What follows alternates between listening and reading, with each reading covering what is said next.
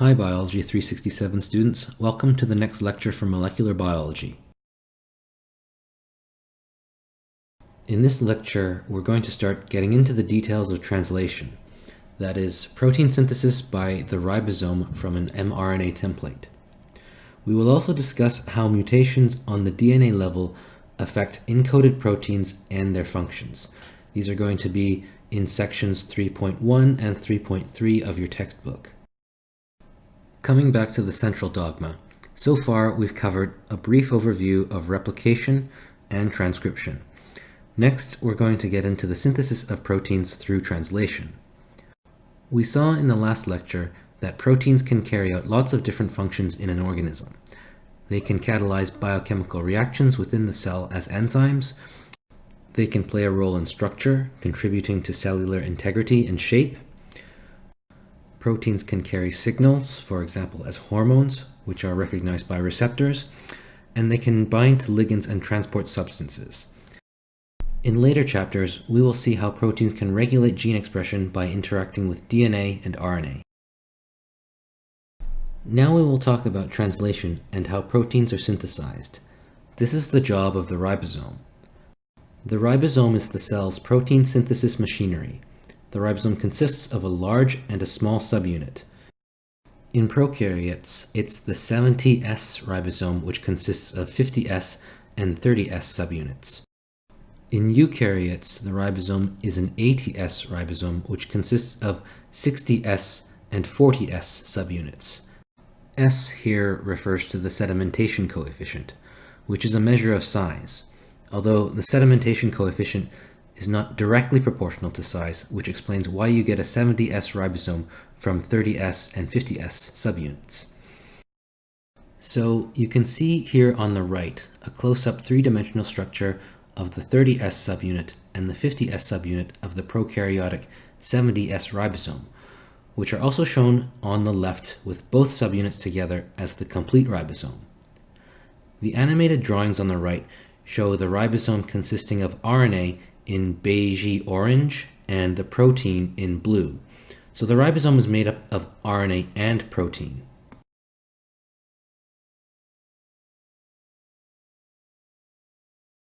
The 70S ribosome is the protein synthesis machinery in prokaryotes. The 50S and 30S subunits are both composed of RNA and protein. The 50S subunit consists of 5S and 23S RNA and 34 different polypeptides, and the 30S subunit consists of 16S RNA and 21 polypeptides. You can see this in the schematic here. The ribosome is broken down into large and small subunits, and the subunits are broken down into their protein and RNA components.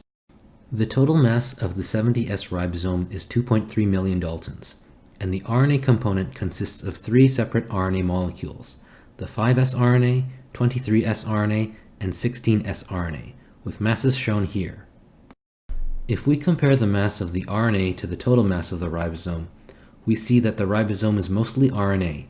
In prokaryotes, the ribosome is about 67% RNA, but it's closer to 50% in eukaryotes. It's the RNA component of the 50S subunit, specifically the 23S RNA, that catalyzes peptide bond formation. That is, the actual chemical functional groups that carry out this reaction are found on the RNA portion of the 50S subunit. The ribosome is therefore a ribozyme. We were talking in the last lecture about protein catalysts.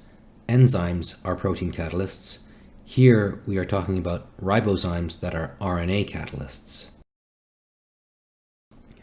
The ribosome has to decode the message from RNA to translate it into proteins. There is a code to translate a nucleotide sequence into an amino acid sequence, and this is nearly universal in living organisms. This genetic code was determined by Khorana, Nierenberg, and Hawley, who won the Nobel Prize in 1968 for their work. They performed an experiment with E. coli cell extracts that contained ribosomes, amino acids, tRNA, and synthetic mRNA that they produced chemically. Using synthetic mRNA with a known sequence, they determined the sequence of the peptide that was produced. So in the reaction, they took ribosomes, tRNA, and other components from E. coli extracts. The mRNA was produced in the lab by chemical synthesis. They also added amino acids that were either radioisotopically labeled or unlabeled. All of this was combined in an in vitro system with different synthetic mRNAs. They used very simple mRNA molecules. For example, they put into the system a string of uridines and then added different amino acids with or without a radio label.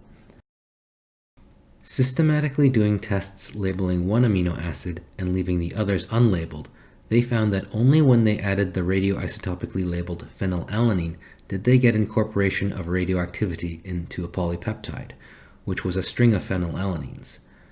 They found that a string of U's coded for a string of phenylalanines. It was through this kind of experiment with different combinations of bases on synthetic mRNA that they were able to determine the genetic code as we see here.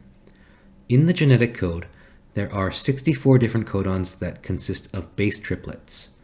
By base triplets, I mean that 3 bases are in consecutive sequence to form a codon, and the code is degenerate, which means that multiple codons occur for most amino acids. There are only 20 amino acids, but there are 64 different codons. For most degenerate codons that code the same amino acid, they are the same in the first 2 bases, but differ on the 3rd base. In addition to the codons encoding the amino acids, there are punctuation codons that signal termination of translation as 3 different stop codons, and there is a dedicated start codon, that's usually the codon for methionine.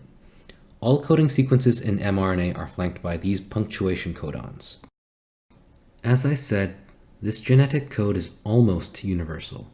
It's conserved throughout most of life with some exceptions. The first known example of an exception to this universal code was discovered in mitochondria. There are certain codon variants that were discovered in mitochondria, and some codons actually code for different amino acids compared to the standard genetic code. Furthermore, some organisms actually encode an additional 21st amino acid through a slightly varied genetic code.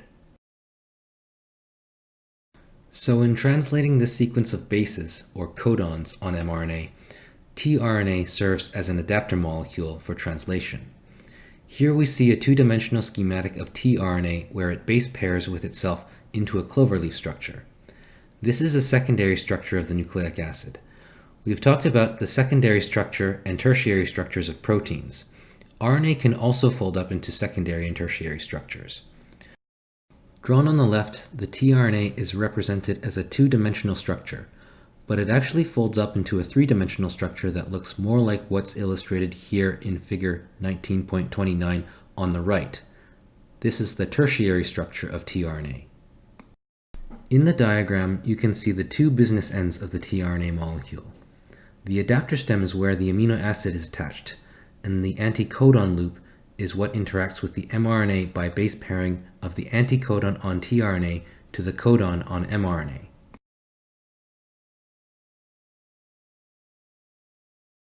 The tRNAs are loaded with their cognate amino acid by an enzyme called aminoacyl-tRNA synthetase. There is a distinct tRNA carrying each amino acid, so these tRNAs are specific for a given amino acid.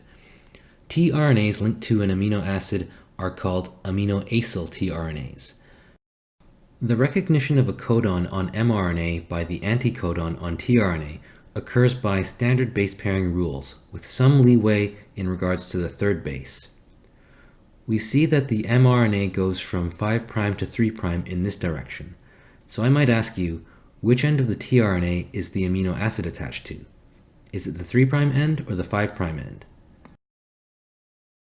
So how does the amino acid get onto the tRNA? This is a cartoon picture of what an aminoacyl-tRNA looks like. The amino acid is attached to the tRNA by the activity of an enzyme called aminoacyl-tRNA synthetase, or AARS, and it catalyzes the reaction shown here. ATP is consumed to form an aminoacyl-tRNA, releasing pyrophosphate and AMP. This provides the energy for the reaction as shown here in the cartoon picture. This is referred to as the activation of an amino acid onto a tRNA molecule. The aminoacyl-tRNA synthetase catalyzes the formation of a covalent bond between the amino acid and the tRNA, resulting in an amino-acyl tRNA. There are 20 different amino-acyl tRNA synthetases for 20 different amino acids. Once the amino-acyl tRNA delivers the amino acid to the growing polypeptide chain, the tRNA is released and then it can be recycled many times. Here is a three-dimensional structure of an amino-acyl tRNA synthetase. This is a glutaminyl-tRNA synthetase which transfers glutamine to its cognate tRNA. The blue is the enzyme, and the brown stick structure represents the tRNA, with ATP represented in green.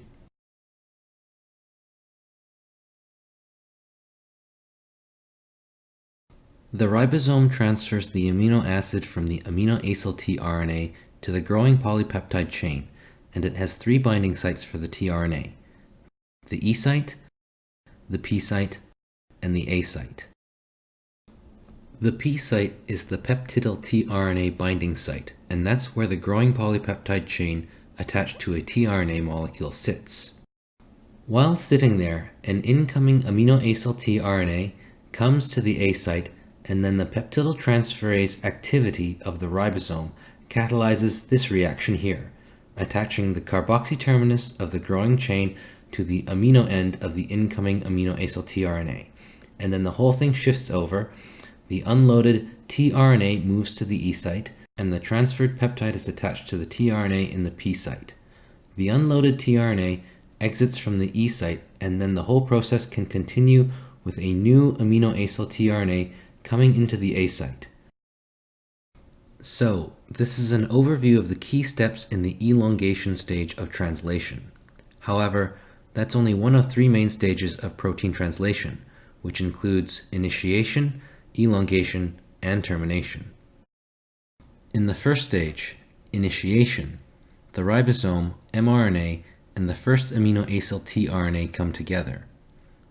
In elongation, amino-acyl tRNAs carry successive amino acids to the ribosome, and the peptidyltransferase activity of the ribosome catalyzes peptide bond formation. This can cycle many times, adding successive amino acids to the growing chain. In the last stage, termination, the ribosome encounters a stop codon and releases the polypeptide. Here in this slide, we'll take a closer look at initiation. This part of the process brings together mRNA, the tRNA bearing the first amino acid, and the two subunits of the ribosome. First, the small ribosomal subunit binds mRNA. An mRNA binding site on the small subunit helps by recognizing a sequence on the mRNA called the ribosomal binding site. Then, the initiator amino-acyl tRNA binds by base pairing to the start codon.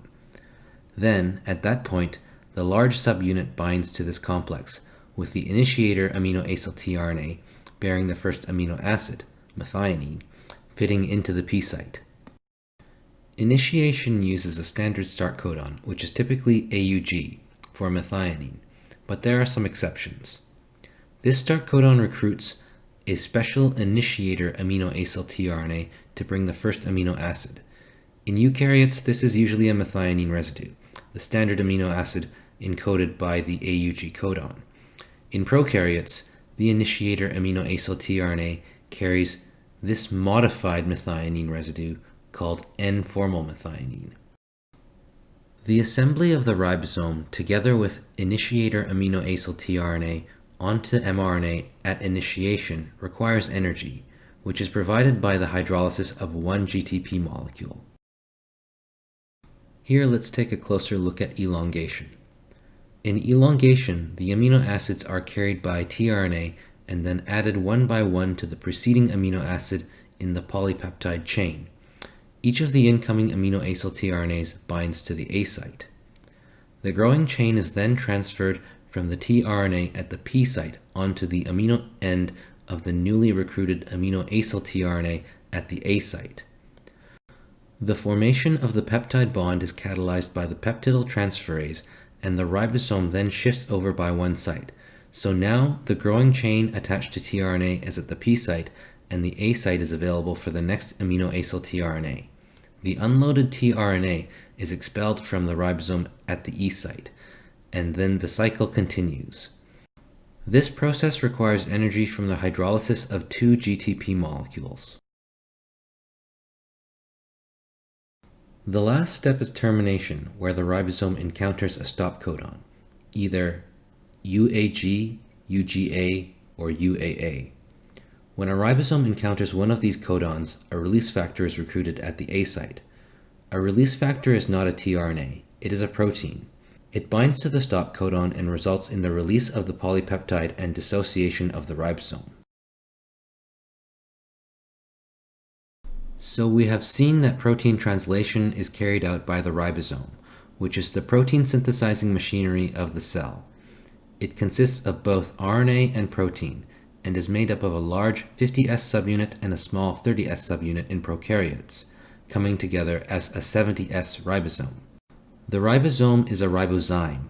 The catalytic function resides in the RNA portion of the 50S subunit. tRNA molecules are used to activate free amino acids to make amino-acyl tRNAs, and it is these amino-acyl tRNAs that carry amino acids to the ribosome for protein synthesis. Specific tRNAs are loaded with specific amino acids by their cognate amino-acyl tRNA synthetases. At the ribosome, the amino-acyl tRNAs recognize their cognate codons on mRNA by base pairing with the anticodon. Translation proceeds through three main stages: initiation, elongation, and termination. Initiation brings the ribosome, together with the initiator amino-acyl tRNA, to the start codon. As amino-acyl tRNAs are recruited to the ribosome, there are three sites they can occupy. The growing peptide chain is attached by the C-terminus to tRNA at the P site, and incoming amino-acyl tRNAs arrive at the A site.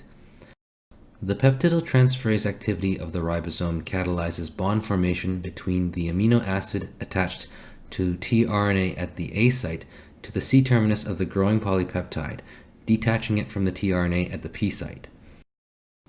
The ribosome shifts down, displacing tRNAs into adjacent sites.